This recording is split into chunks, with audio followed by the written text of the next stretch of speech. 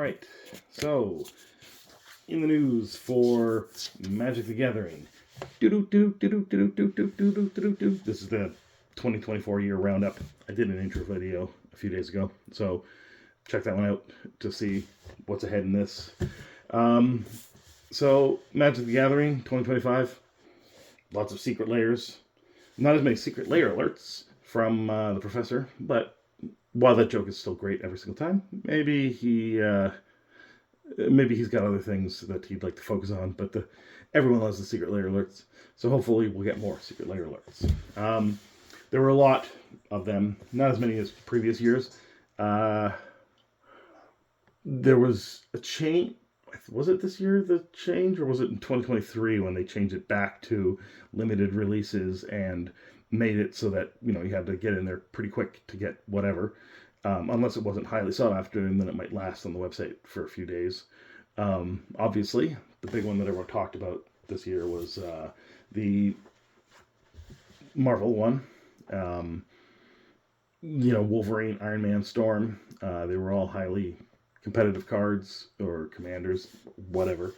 And basically there was so much demand that the website froze out pretty early on, and people who thought they were in line for hours and then discovered there was no product to have. So those things shot up in price pretty quickly. So I don't know if the prices did come down a little, but they're still out of the reach of a lot of people.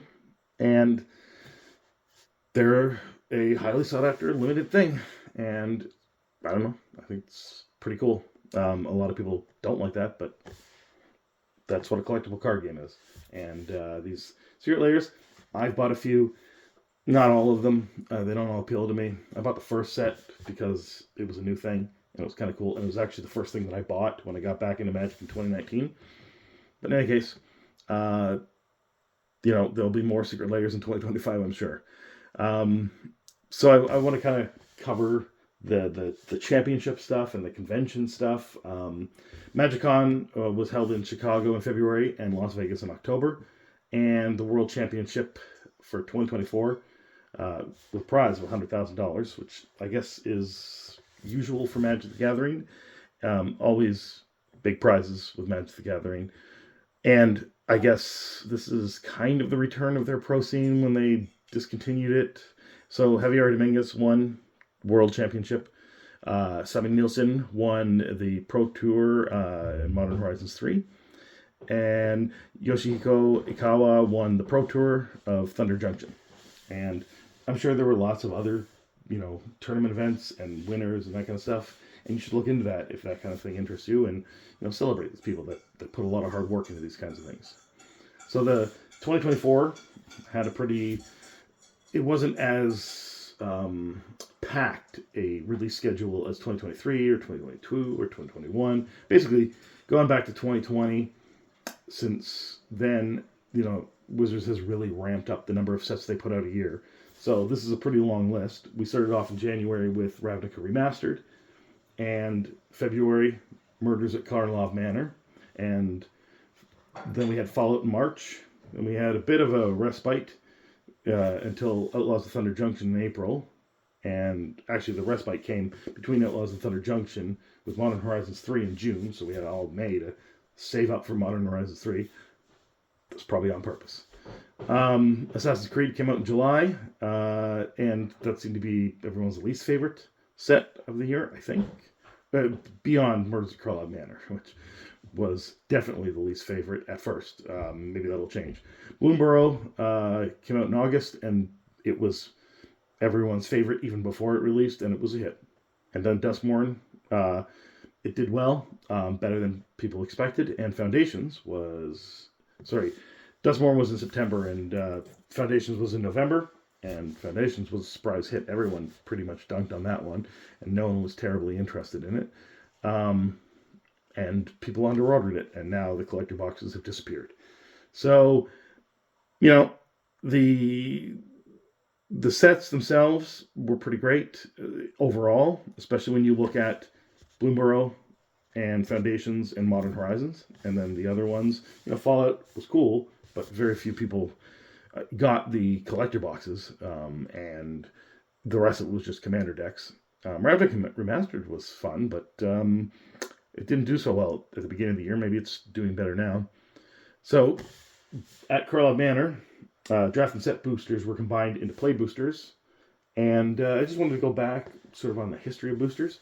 So obviously the draft booster box started in 1993, ended in 2024. So from the very beginning of the game, we had draft boosters, and no more. We have play boosters, which are, they're draftable, but they're a combination of set booster and draft booster now. So they're not quite the same, but I guess if we go into the next thing with bundles, because they started off as fat packs and then became bundles, that's a change, and they're not the same. So I guess you could argue that the same with draft boosters and play boosters. And then there were pre-release packs from 95 on, and they have definitely morphed and changed over the years. So, like, for example, like the bundles and fat packs, they're pretty much the same. Like a bunch of boosters and a nice little box to put them in and spin down dice and stuff like that. But they used to have books in them, which was cool. And since I got back into Magic, I haven't got any Magic books. I'd like some. The pre-release packs, though, have changed quite a bit. I think at first they were just pre-release cards that were given out, and then there were different kinds of pre-release packs. There were decks, pre-release decks, and then at some point, I couldn't really find out when, it morphed into the pre-release packs that eventually had spin-down dice, and yeah, we've had those ever since, and I think we'll continue to have those. And then Commander Precon started in 2011, and they're still going. And then we got collector booster boxes in 2019. And we got set booster boxes in 2020, which then again got put into play boxes along with draft boosters. So they last until 2024 as well. And there's been other things, other product SKUs that Magic has put out, but they're not currently putting them out. Theme boosters are gone. Sometimes they become jumpstart boosters, which I guess we're technically still doing jumpstart boosters, which are a different thing. But who knows when jumpstart boosters will happen and not happen. They kind of haven't solidified their plans with jumpstart boosters. Although the Foundation jumpstart boosters have been doing really well. We then had, because no one bought the Fallout collector boxes, they jumped up to about $500 a box, US dollars. And then the 2023 Lord of the Rings special holiday collector boosters, which everybody, they refer to it as cash grab, and everybody refused to buy them. And then, therefore, nobody bought them. And now they're $1,500 US dollars because nobody has them except for Rudy at Alpha's Investments. And maybe a couple of other stores. George at on the podcast, what's it called? Not Kitchen Table TCG, but May the Zoo be with you. So he's sitting on a bunch too because he couldn't sell them and then forgot about them. So there's a bunch of Lord of the Rings special holiday boosters out there in the hands of very few number of people, I guess, because a lot of people just dump them, and now they're really expensive. So overall, from the beginning of 2024 till the end of 2024, we had a slow start to the year, and then sales gradually started increasing, starting around Thunder Junction. Like there was a little blip. Modern Horizons 3 was good sales, and then Bloomburrow really took off. And maybe there was a bit of a dip in Duskmorn, but we were still in good sales territory. And then Foundations went out at the end of the year with a bang, so that was pretty great. And Foundations itself is a new project for Wizards. They're planning it to be a product that stays in standard for 5 years, so therefore probably stays on shelves for 5 years. Not the collector boosters, and maybe not the jumpstart boosters, but at least the play boosters. And previously, standard sets stay in rotation 2 to 3 years. So this is, I guess, more of a stability move, and they're kind of combining old core sets with even older sets that like revised in 4th edition, 5th edition, all the way up to 10th edition. And they're taking that idea and kind of keeping a continual base set for 5 years. Whereas the editions, they were more, I'm not sure if like 3rd, 4th, 5th, 6th edition were a new edition every year. I don't think they were. I think Revised was in for a few years at least. So it's kind of taking both both kinds, and then a new thing with Foundations, and just having a solid base for 5 years. So anyway, they Magic ended the year of 2023 on a low point with Lord of the Rings collector boxes, and then on a high point with Lord of the Rings collector boxes. And 2024, by the end of it, was definitely a high point with Foundations as well.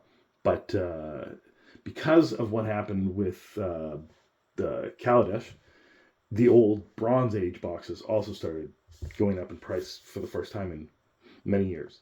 And it caught a lot of people off guard. And then the collector boosters, especially the collector boosters that did terribly during the recession, they climbed and climbed, and a lot of people are caught off guard. But we end 2024 with all-time highs for most product in Magic the Gathering.